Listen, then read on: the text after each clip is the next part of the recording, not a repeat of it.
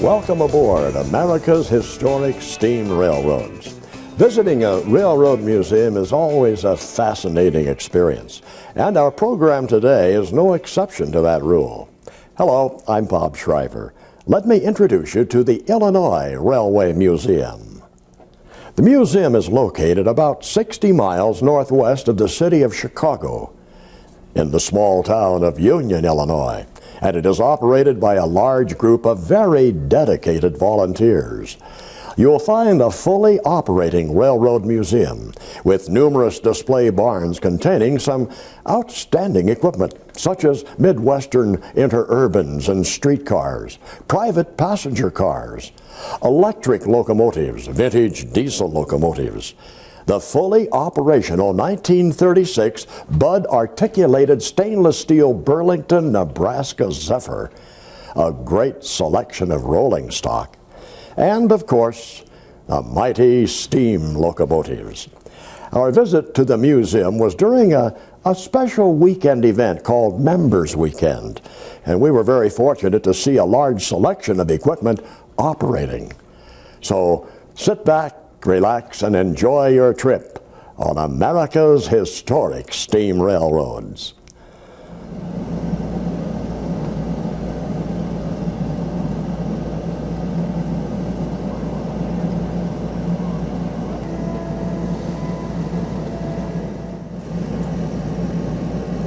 One of the strengths of the Illinois Railway Museum is its members, and particularly its volunteers, who come out and work on the project here at Union.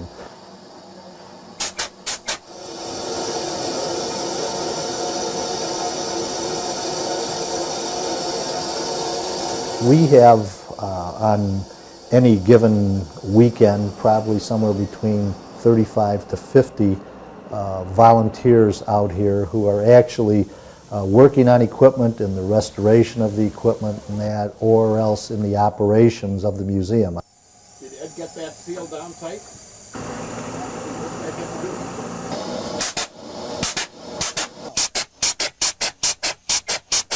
This place has been likened to one of those Field of Dreams type things, you know, if they build it, they will come. Well, it seems that we started out small, and as we've kept growing and growing, we've kept adding more equipment, more pieces. People come and people go, but the constant seems to be that there's always people who are interested in the equipment and the restoration of it and seeing it operate and that. We do continue to attract volunteers here who will work on the project.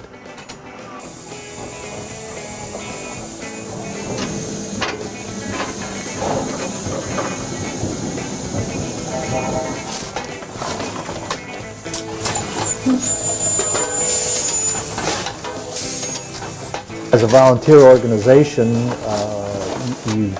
there isn't the consistency, say, that you would have with a paid staff. However, it seems that we are able to continue to grow because of the interest of the volunteers that come out here and work on the project and on the equipment.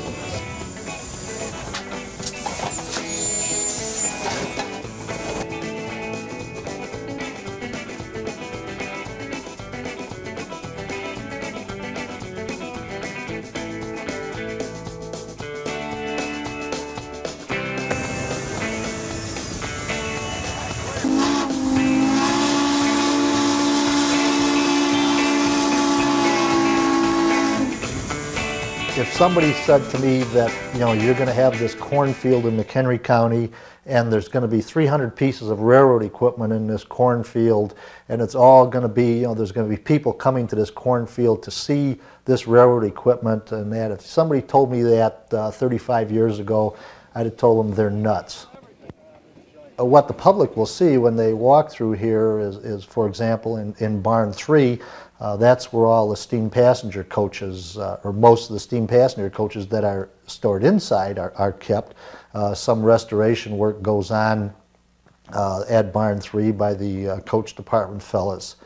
In Barn 4, that's an electric barn, and it's also the shop, where, the electric car shop, there where the restoration work primarily takes place for the electric cars.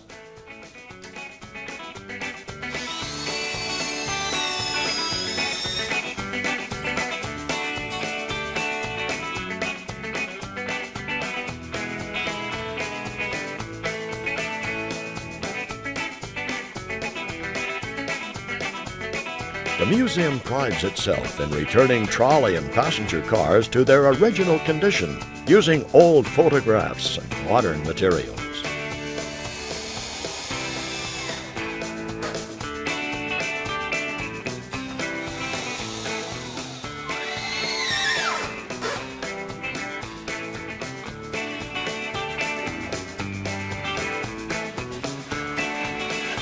In the rotation, as a person is walking through the place, we've arranged it in order, either barns or yards. When we build, they start out as yards, and then when we put a building over it, it gets changed to barns. But the number stays the same. So the next one on the walkway, as a person's walking through, would be Yard 5. Yard 5 primarily has diesel locomotives and some of the passenger cars. Barn 9, which is the, we call that the heavy equipment barn or the steam barn, but Barn 9 is where the Nebraska Zephyr train set is stored. It's a building that's almost 600 feet long, and of course the Nebraska Zephyr train set is an articulated train set, cannot be uncoupled, and so the train with its locomotive is all in one piece on one track right there in Barn 9. Next to Barn 9 is the steam shop, and that's the building where the steam locomotive restoration takes place. It's all mostly metalworking machinery. Among the metalworking machinery that we've gotten, it's all secondhand, and members have heard about it at different places, and we get them donated. But one of the prominent pieces there is the 92-inch driving wheel lathe that the museum acquired from the old GM&O shop in Island, Tennessee. It was called the Island Shop, and it's one of the largest driving wheel lathes in the country. For years it sat outside under a tarp. We had poured the foundation for it when we brought it in, and never had enough money to put a building over it. Now we've put the building over it, and we're getting ready to put this into operation.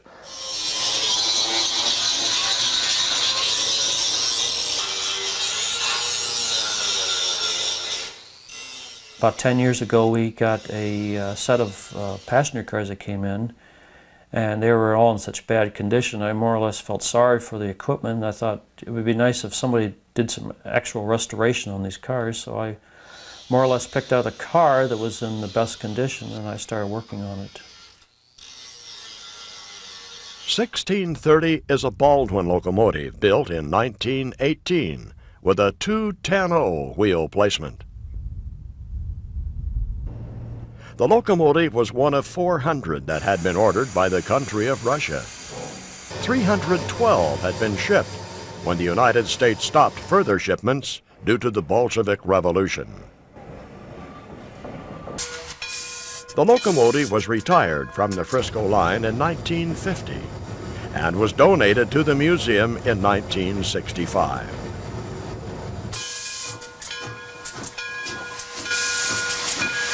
After several years of restoration work, the locomotive was back in service at the museum in November 1972.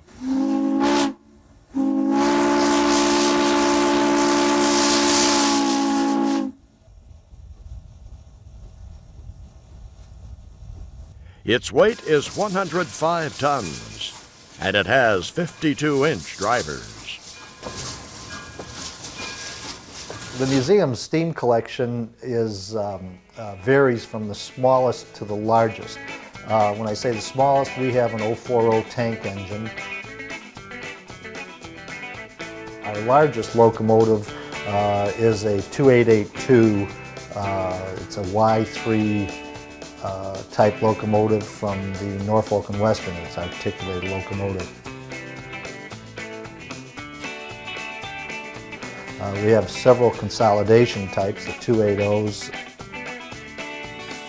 and then the engine that we're restoring in the shop for operation is a Union Pacific consolidation. That's a 280 also. As you work up the wheel classes, we have a 284, a Berkshire type from the C&O. We have a 210, the Frisco Decapod. It's a Russian Decapod, and that's the one that we operate for the public. We have several Northerns, 484s. We go up from there, of course, to the 2882 from the N&W, and altogether we have 23 steam locomotives on the property, including one of them that's not on the property right now, a project that the volunteers are doing in Beaumont, Texas, moving a Southern Pacific 210-2. One of the things that I don't think is covered enough is the amount of work that goes into something like this, and the credit that should be given to the people that actually do it. The Illinois Railway Museum isn't distinctive in the country when it comes to that. There are many other railway museums in the United States where the members are really the unsung heroes, and they actually make it happen just like it happens here at the museum.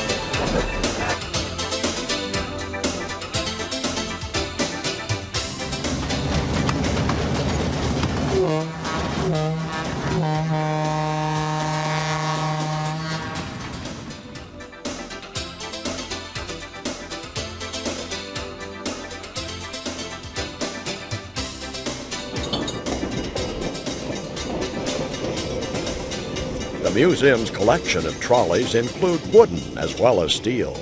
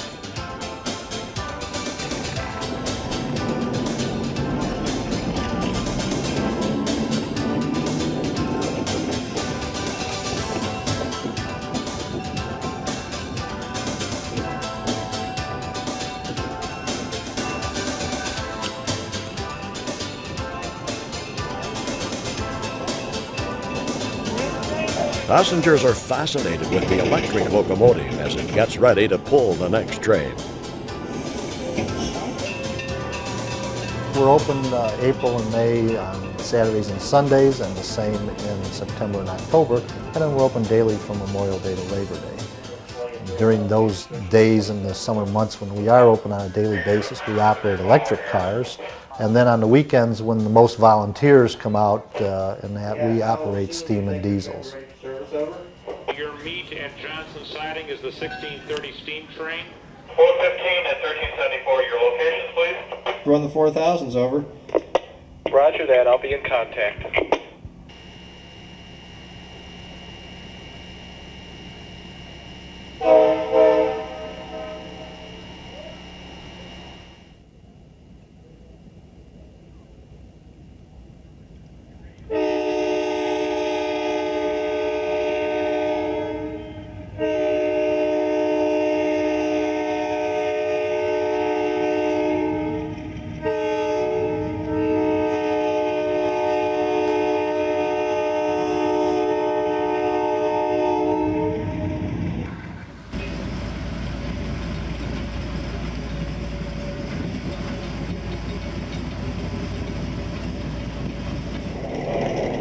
course, our look at this gold mine of equipment would not be complete without the diesel locomotives.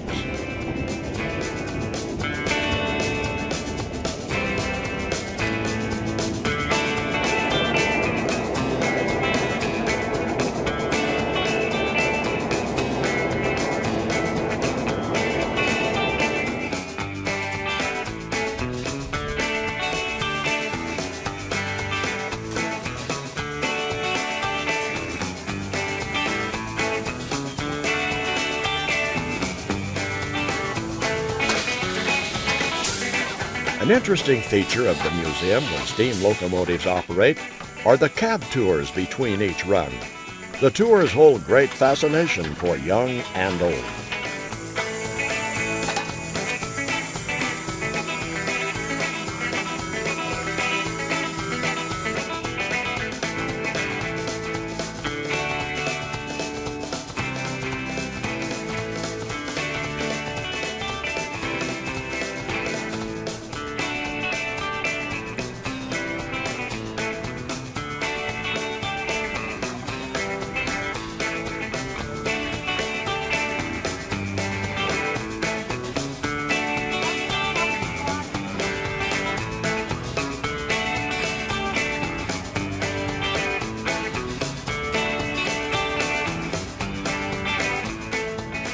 You can get a lot of pleasure out of watching the kids and older folks, recalling and seeing what it used to be in my era.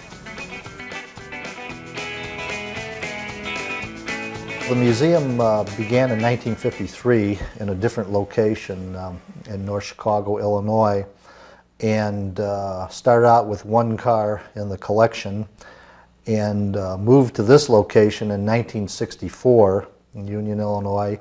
At the time that we moved to this location from the original one in North Chicago, we had 43 pieces of equipment that we moved here. And of course today we have over 300 pieces of equipment in the collection.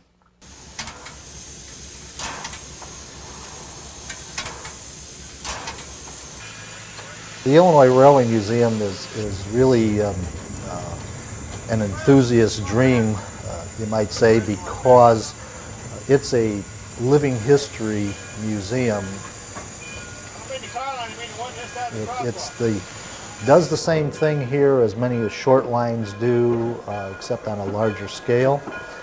We actually duplicate here at the museum the tasks, the jobs, the things that it took to run a real railroad. And this is, of course, a real railroad here because we are the same, but same gauge. But we do here what was done back in the 30s, 40s, and 50s to make equipment operate safely on a railroad. And sometimes it involves a lot of heavy restoration work. Other times it just involves some of the more mundane tasks such as upgrading the brake systems or changing valves and the like, because the pieces have been maintained and are in good condition now.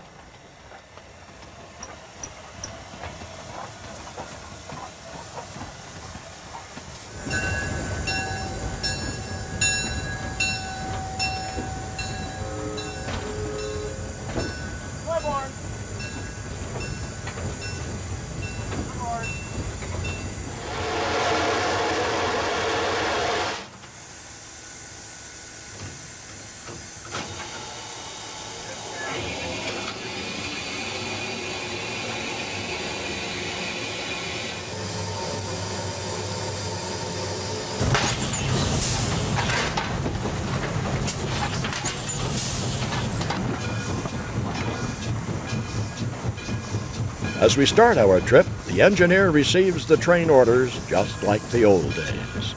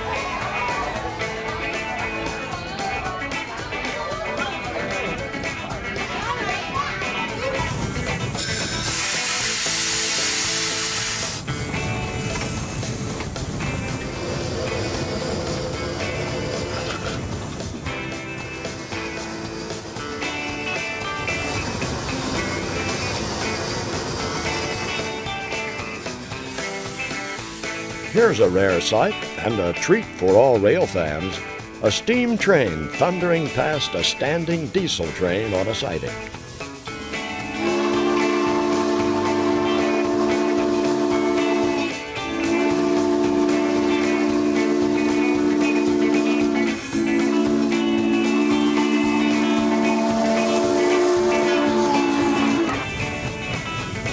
All too quickly we reach the end of the line and now must go back to the depot for the next group of waiting passengers.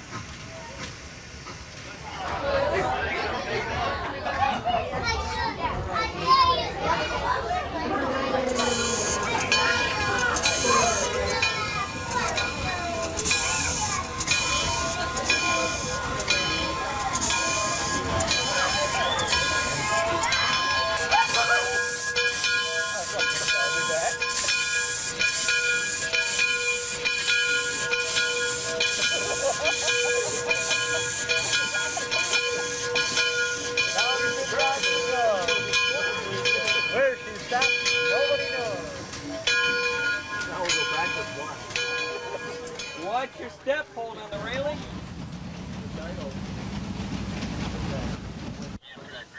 One thing that I always enjoy doing once in a while to give myself a little bit of balance and to keep the spirits up and keep plugging at it is to go up to the station and just watch people getting on and off the trains and just watch the trains operate and the interactions between the younger generations and the older generations and to know that I had some small part in actually making sure that this equipment wasn't turned into fence posts and nails because it got scrapped.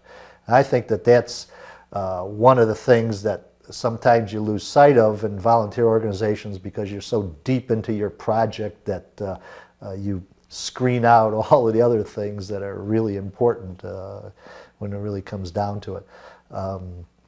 That's probably the thing that I get the most satisfaction out of. These cars were all steel cars. Some of them were actually made into electric cars.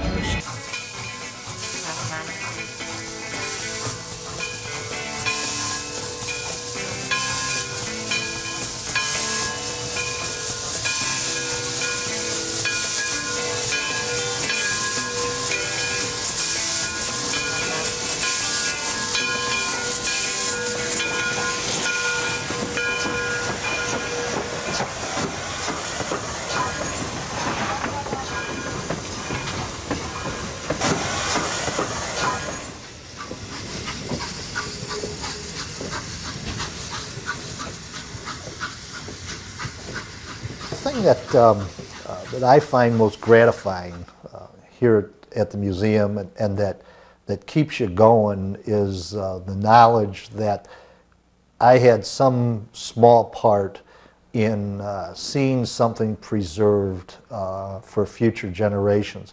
That all sounds, really great and all of that, but after being here for 35 years, I've actually seen it come to pass. That's something that I worked on or helped do 35 years ago or 25 years ago, or however long it was, is actually here, it's preserved, in some cases it's actually running, and people, the public, the kids, the grandparents bringing the kids out to see it and all, they can actually get on this thing and ride it and experience what it used to be like back in those days to ride these historic vehicles.